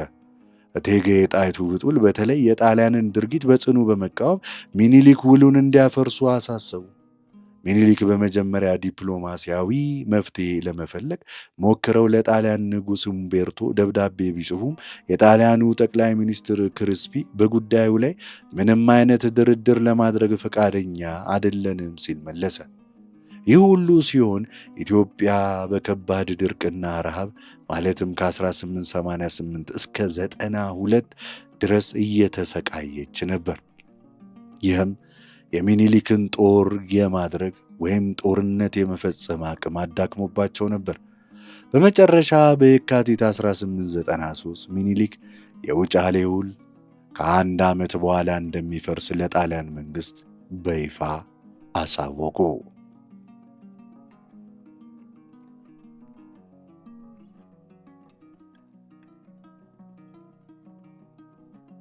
በቀጣይ የአድዋ ጦርነት የጥቁር ሕዝቦች ድልና የኢትዮጵያ ሉዓላዊነት ማረጋገጫ መሆኑን እናያለን። ሚኒሊክ የውጫሌውን ውል ካፈረሱ በኋላ ከጣሊያን ጋር ጦርነት አይቀሬ መሆኑን ተረድተው ዝግጅት ማድረግ ጀመሩ። የጦር መሳሪያ በዋናነት የሚያገኙት በፈረንሳይ ቁጥጥር ስር ከነበረው የጅቡቲ ወደብ ነበር። ጣሊያን ኢትዮጵያን በዲፕሎማሲ ለማግለል ብትሞክርም ፈረንሳይ የጣሊያን የጥገኛነት ይገባኛል ጥያቄን ባለመቀላቀሏ ለኢትዮጵያ የሞራልና የቁስ ድጋፍ በር ከፍታለች። በዚህ ጊዜ የትግራዩ ራስ መንገሻ ዮሐንስ ከጣሊያኖች ጋር የነበራቸው ግንኙነት ፍሬ አልባ መሆኑን ሲረዱ ከምኒልክ ጋር ለመታረቅ ወስነው ሰኔ 1894 አዲስ አበባ በመምጣት ለንጉሠ ነገሥቱ ተገዙ። ይህ ክስተት የኢትዮጵያን የውስጥ አንድነት በማጠናከር ለጣሊያን ትልቅ የፖለቲካ ሽንፈትም ነበር። ጣሊያን የራስ መንገሻን ኃይል ለማዳከም በሚል ሰበብ በ1895 ወደ ትግራይ ዘልቀው በመግባት አድዋንና ሌሎች ከተሞችን ተቆጣጠሩ። ይህ ድርጊት ሚኒሊክ በመስከረም 17 1895 አገራዊ የክተት አዋጅ እንዲያውጁ አስገደዳቸው። ከመላው ኢትዮጵያ የተሰባሰበው ከ100,000 በላይ የሚገመት ሰራዊት ወደ ሰሜን ዘመተ። የጣሊያን ጦር አዛዥ ጀነራል ባራቴሪ የኢትዮጵያን ሰራዊት በቁጥርም ሆነ በስነ ልቦና ዝቅ አድርጎ በመገመቱ ጦርነቱ በቀላሉ እንደሚያሸንፍ አስቦ ነበር። በታኅሳስ 1895 የኢትዮጵያ ጦር በአምባላጌ ላይ የነበረውን የጣሊያን ጦር ደመሰሰ። ከዚያም ምኒልክ ሰራዊታቸውን ወደ አድዋ በማዝመት የባራቶሪን ጦር ለግልጽ ጦርነት ጋበዘ። ባራቶሪ በመጀመሪያ የኢትዮጵያ ሰራዊት በስንቅ እጥረት ተዳክሞ እስኪመለስ ለመጠበቅ ቢያስብም ከሮም በሚደርስበት ተደጋጋሚ የሆነ ግፊትና የተሳሳተ የስለላ መረጃ መሠረት በየካቲት 29 1896 ሌሊት ጥቃት ለመሰንዘር ወሰነ። በመጋቢት 1 1896 በኢትዮጵያ አቆጣጠር የካቲት 23 በአድዋ ተራራ ላይ በተደረገው ታላቅ የሆነ ጦርነት የሚኒሊክ ሰራዊት የጣሊያንን ጦር በከፍተኛ ሁኔታ አሸነፈ። በጦርነቱ 4000 የአውሮፓ 2000 የኤርትራ ወታደሮች ሲሞቱ በሺዎች የሚቆጠሩ ቆስለዋል፣ ተማርከዋልም። ይህ ድል አንድ የአፍሪካ ኃይል ዘመናዊ የአውሮፓን ጦር ሲያሸንፍ የመጀመሪያው በመሆኑ በዓለም ታሪክ ውስጥ ልዩ ቦታ አለው። ከድሉ በኋላ ሚኒሊክ ጣሊያኖችን እስከ ኤርትራ ድረስ አላሳደዱም። ይልቁንም ጥቅምት 26 1896 አዲስ አበባ ላይ በተፈረመው የሰላም ስምምነት ጣሊያን የውጫሌን ውል ሽራ የኢትዮጵያን ሙሉ ሉዓላዊነት እንድታከብር አደረጉ። የአድዋ ድል ለኢትዮጵያ ለቀጣዩ ትውልድ ነፃነቷን ያረጋገጠላት ከመሆኑም በላይ በዓለም አቀፍ ደረጃ ከፍተኛ ክብርንም አጎናጽፏታል።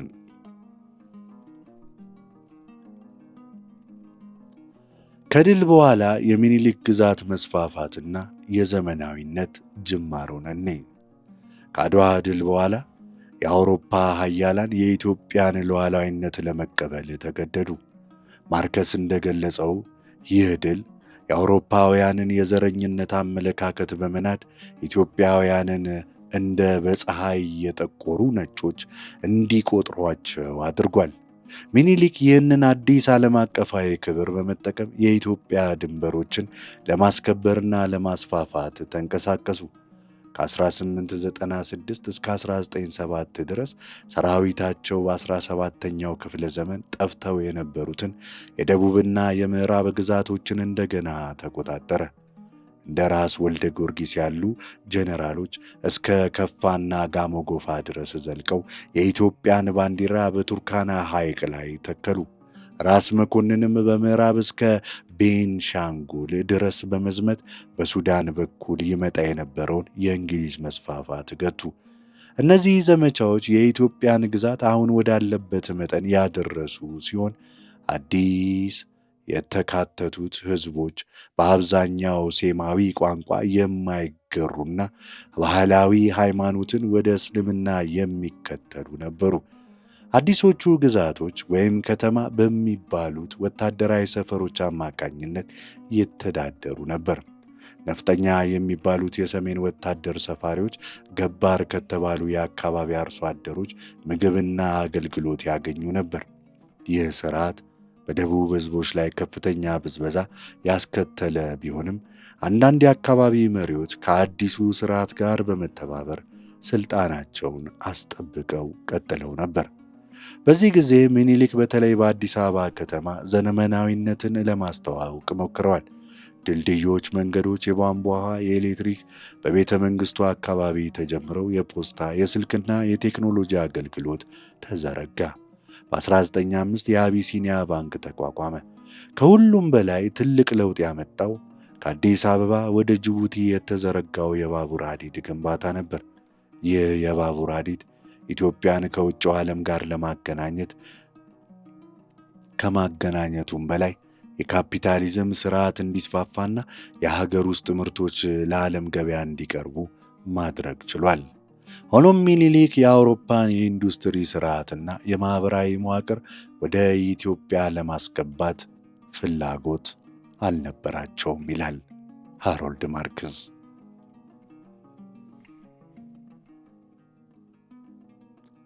የሚኒሊክ የመጨረሻ ዘመንና የልጅ ኢያሱ አወዛጋቢ ንግስናን ቀጥለን እንይ።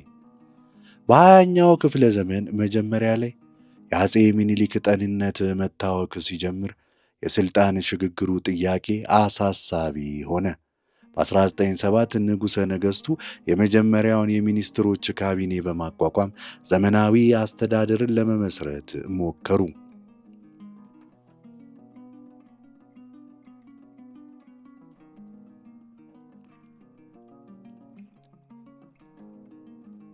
ነገር ግን በ1908 የደረሰባቸው የስትሮክ ህመም ክፉኛ ስላዳከማቸው የመንግሥት ሥልጣን በባለቤታቸው በእቴጌ ጣይቱና በዘውድ ምክር ቤቱ እጅ ላይ ወደቀ።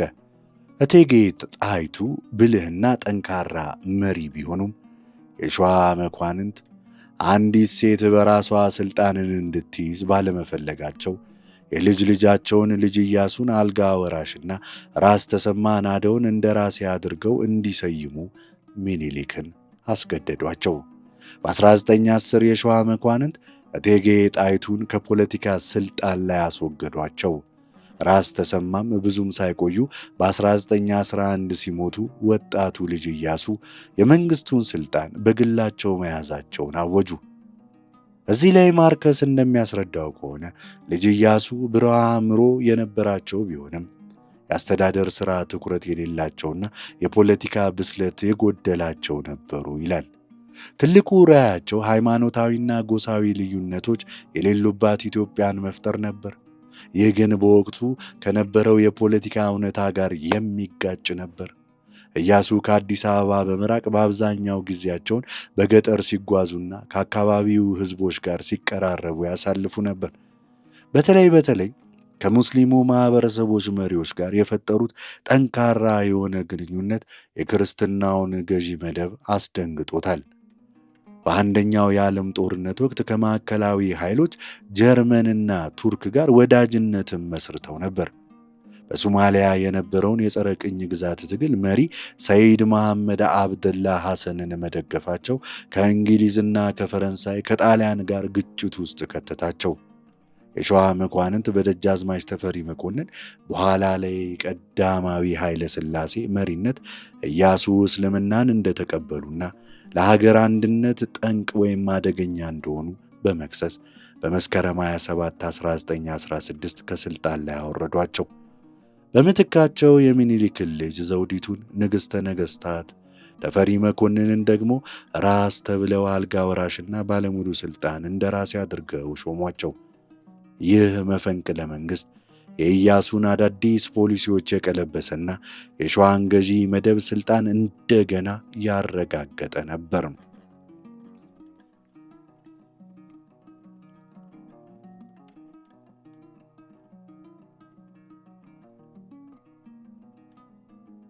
ቀጥለን የራስ ተፈሪ መኮንን ጉዞ ወደ ሥልጣንና የዘመናዊነት ፖሊሲን እናያለን። ከ1916 እስከ 1930 ባለው ጊዜ ውስጥ ኢትዮጵያ በንግሥተ ነገሥታት ዘውዲቱና በአልጋ ወራሽ ራስ ተፈሪ መኮንን በጋራ ትመራ ነበር። ይህ ወቅት በባህላዊና በዘመናዊ ኃይሎች መካከል ከፍተኛ የፖለቲካ ሽኩቻ የታየበት ነበር። ንግሥት ዘውዲቱና የጦር ሚኒስትሩ ፊታውራሪ ሀብተ ጊዮርጊስ ወግ አጥባቂውን ወገን ሲመሩ፣ ራስ ተፈሪ ደግሞ ዘመናዊነትን ከውጭው ዓለም ጋር ጠንካራ ግንኙነት መመስረትን ይደግፉ ነበር። ማርከስ እንደሚያስረዳው ተፈሪ ገና ከጅምሩ ሥልጣናቸውን ለማጠናከር ሦስት ዋና ዋና መስኮችን መርጠዋል። አዲስ አበባን መቆጣጠር፣ የሸዋን ድጋፍ ማግኘትና የውጭ ግንኙነትን መምራት። የገንዘብ አቅማቸውን በማጠናከር በአዲስ አበባ ውስጥ የድሆችን የወታደሮችን ድጋፍም አገኙ። በ1918 የሚኒሊክን ሚኒስትሮች ከሥልጣን በማስወገድ በምትካቸው የራሳቸውን ታማኝ ሰዎች በተለያዩ የመንግሥት መሥሪያ ቤቶች ላይ ሾሙ። ትልቁ የውጭ ፖሊሲ ስኬታቸው ኢትዮጵያ በ1923 የመንግሥታቱ ማኅበር ማለትም ሊግ ኦፍ ኔሽን አባል እንድትሆን ማድረግ መቻላቸው ነበር። ይህም ለኢትዮጵያ ዓለም አቀፋዊ ሕጋዊነትን የሰጣትና ከታላላቅ ኃይሎች የቅኝ ግዛት ፍላጎት ለመከላከል ያስቻላት ወሳኝ የሆነ እርምጃ ነበር። በ1924 ወደ አውሮፓ ያደረጉት ጉዞ ስለ ምዕራቡ ዓለም ቴክኖሎጂና አስተዳደር ያላቸውን ግንዛቤ ያሰፋም ነበር። ተፈሪ በሀገር ውስጥ ዘመናዊ ትምህርትን ለማስፋፋት ጥረት አድርገዋል። የተፈሪ መኮንን ትምህርት ቤትም በ1925 አቋቁመዋል። በ1926 የፊታውራሪ ሀብተ ጊዮርጊስ ሞት የተፈሪን ሥልጣን የበለጠ አጠናክሮታል። በ1928 ወግ አጥባቂው የሲዳሞ ገዢ ደጃዝማች ባልቻን ከስልጣን አስወግደው በዚያው ዓመት በቤተ መንግሥት ውስጥ የተደረገባቸውን የመፈንቅለ መንግሥት ሙከራ በማክሸፍ ንጉሥ ተብለው ሙሉ ስልጣን ተሰጣቸው። በመጨረሻም የንግሥቲቱ ባለቤት የነበሩት የራስ ጉግሳ ወሌ ዓመፅ በ1930 ላይ ሲከሽፍና ንግሥት ዘውዲቱ ባልታሰበ ሁኔታ ሲሞቱ ለንጉሥ ተፈሪ የንጉሠ ነገሥትነት ዙፋን ሙሉ በሙሉ ክፍት ሆነ።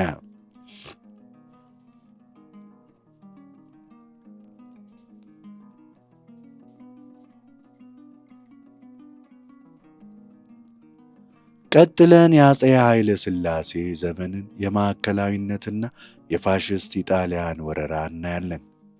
ንጉሥ ተፈሪ ቀዳማዊ ኃይለ ሥላሴ በሚል ስም በኅዳር 1930 ላይ ዘውድ ሲጭኑ ሥነ ሥርዓቱ የኢትዮጵያ ዘመናዊነትና ሉዓላዊነት ለዓለም ለማሳየት ታስቦ የተዘጋጀ ነበር። ንጉሠ ነገሥቱ ሥልጣናቸውን በመጠቀም ጠንካራ የሆነ ማዕከላዊ መንግሥት ለመገንባት፣ ዘመናዊ ጦር ለማደራጀት፣ ብሔራዊ የመገናኛ ዘዴዎችን ለማስፋፋትና በአዲስ አበባም የሕዝብ ሥራዎችን ለማከናወን ቆርጠው ተነሱ። በ1931 የጃፓንን ሕገ መንግሥት መሠረት ያደረገ የመጀመሪያውን የኢትዮጵያ የተጻፈ ሕገ መንግሥትም አወጁ። ይህም ለንጉሠ ነገሥቱ የበላይ ሥልጣን እየሰጠ ለሕዝብ የተወሰኑ መብቶችንና በሁለት ምክር ቤቶች የተዋቀረ ፓርላማንም አቋቁመዋል።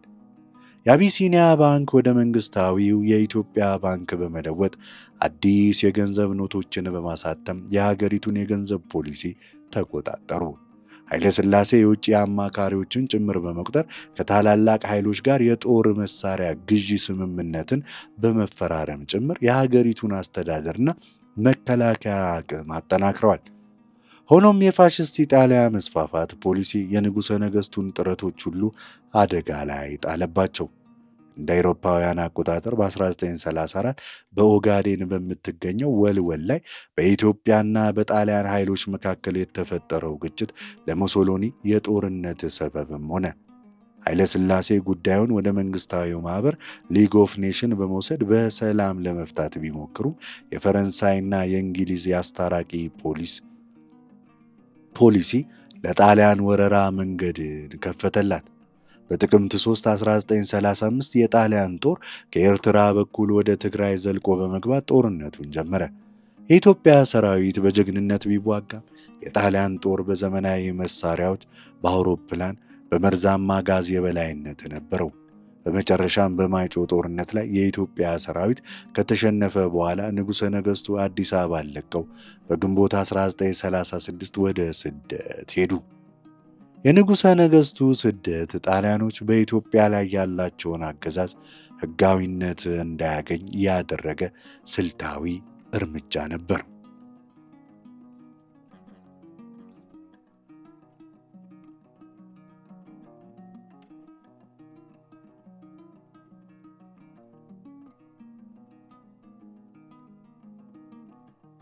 የጣሊያን ወረራ፣ የአርመኞች ተጋድሎና የነጻነት መመለስ ቀጥለን የምናየው ይሆናል።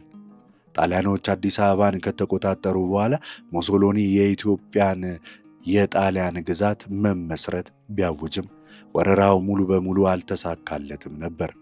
ኃይለ ሥላሴ ከመሰደዳቸው በፊት ራስ ምሩን እንደራሴ አድርገው ሾመው ነበር። በመላ አገሪቱ በተለይም በሸዋና በጎጃም አርበኞች በመባል የሚታወቁ የነጻነት ታጋዮች የጉሬላ ጦርነትን ጀመሩ።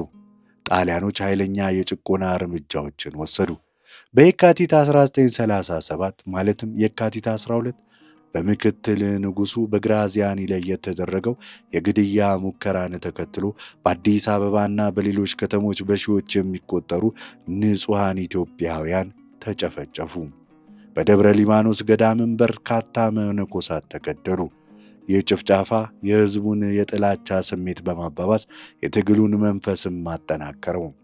ራስ አበበ አረጋይ በሸዋ፣ በላይ በቀለ በጎጃም፣ በላይ ዘለቀ በጎጃም፣ የመሳሰሉ ጀግኖች አርበኞች የጣሊያንን ጦር ክፉኛ አወቁት።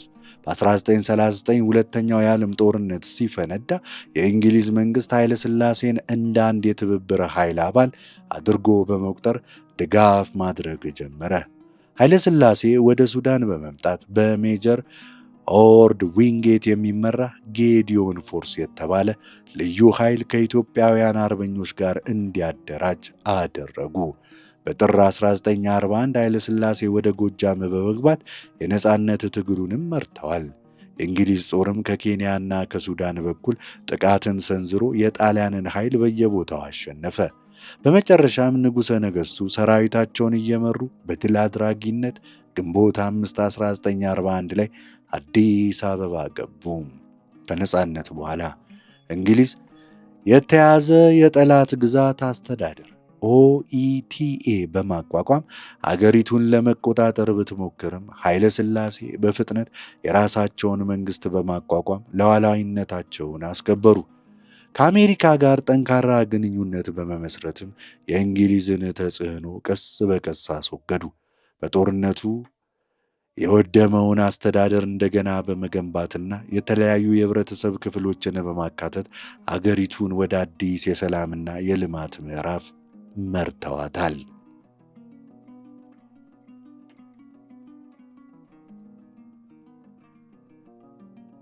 በመቀጠል ከጦርነት በኋላ የኃይለ ሥላሴ ሥርዓት መጠናከርና የቀዝቃዛው ጦርነት ፖለቲካን እናያለን። ከ1941 በኋላ ባሉት ዓመታት አፄ ኃይለ ሥላሴ ሥልጣናቸውን በማዕከል ለማቃለልና ዘመናዊ ቢሮክራሲን ለመገንባት ጥረት አድርገዋል።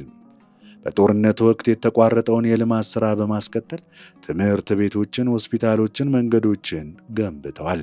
የኢትዮጵያ አየር መንገድን በማቋቋም የቴሌኮሙኒኬሽን አገልግሎትን በማስፋፋት አገሪቱን ከውጭው ዓለም ጋር አገናኝተዋል። የንጉሠ ነገሥቱ የውጭ ፖሊሲ በዋናነት ያተኮረው ከዩናይትድ ስቴትስ ጋር ጠንካራ ወዳጅነትን በመመስረት ላይ ነበር። ይህ ግንኙነት በሁለት ዋና ዋና ጉዳዮች ላይ የተመሰረተም ነበር። የኤርትራ ጉዳይና ወታደራዊ ድጋፍ። ከሁለተኛው የዓለም ጦርነት በኋላ የተባበሩት መንግስታት የኤርትራን የወደፊት ዕጣ ፈንታ እንዲወስን ኃላፊነት ተሰጥቶት ነበር። ኃይለ ሥላሴ ኤርትራ ከኢትዮጵያ ጋር እንድትዋሃድ ከፍተኛ ዲፕሎማሲያዊ ዘመቻም አካሂደዋል። ዩናይትድ ስቴትስ በአስመራ የነበራት የካፖ የመገናኛ ጣቢያ ስልታዊ ጠቀሜታን በመገንዘብ ኤርትራ ከኢትዮጵያ ጋር በፌዴሬሽን እንድትቀላቀል ደገፈች። በ1952 ፌዴሬሽኑ ሲመሰረት ኢትዮጵያ ለረዥም ጊዜ ስትፈልገው የነበረውን ወደብ አገኘች። በ1953 ኢትዮጵያና ዩናይትድ ስቴትስ የጋራ መከላከያ ስምምነት በመፈራረም አሜሪካ ለኢትዮጵያ ጦር ስልጠናና የጦር መሳሪያ ድጋፍ ማድረግ ጀመረች። ይህ ድጋፍ ኃይለ ሥላሴ በሀገር ውስጥ ስልጣናቸውን እንዲያጠናክሩና በቀጠናውም ጠንካራ ኃይል ሆነው እንዲወጡ አስችሏቸዋል። በ1955 የንጉሠ ነገሥቱ የተሻሻለውን ሕገ መንግሥት በማወጅ ለሕዝብ ተመራጮች ምክር ቤትና የተወሰኑ ሰብአዊ መብቶችን አካተዋል። ሆኖም እውነተኛው ስልጣን በንጉሠ ነገሥቱ እጅ እንደሆነ ቀጥሏል። በ1960 የተደረገው ያልተሳካው የመፈንቅለ መንግሥት ሙከራ በዘመናዊው ትምህርት በቀመሱ ወጣት መኮንኖችና ምሁራን ዘንድ የነበረውን ቅሬታ በግልጽም አሳይቷል። ምንም እንኳ ሙከራው ቢከሽፍም ለወደፊቱ አብዮት መነሻ ሆነ። በ1962 ንጉሠ ነገሥቱ የኤርትራን ፌዴሬሽን በማፍረስ ኤርትራን 14ተኛ ክፍለ ሀገራቸው አድርገው ሲያጠቃልሉ የኤርትራ የነጻነት ትግል በይፋ ተጀመረ። በ1963 ደግሞ የሶማሊያ ጋር በኦጋዴን ግዛት ይገባኛል ጥያቄ ጦርነት ተከፈተ። እነዚህ ግጭቶች በአገር ውስጥ የነበረው የኢኮኖሚ መቀዛቀዝ የንጉሠ ነገሥቱን ሥርዓት መሠረት ከጊዜ ወደ ጊዜ እየሸረሸሩት ሄዱ።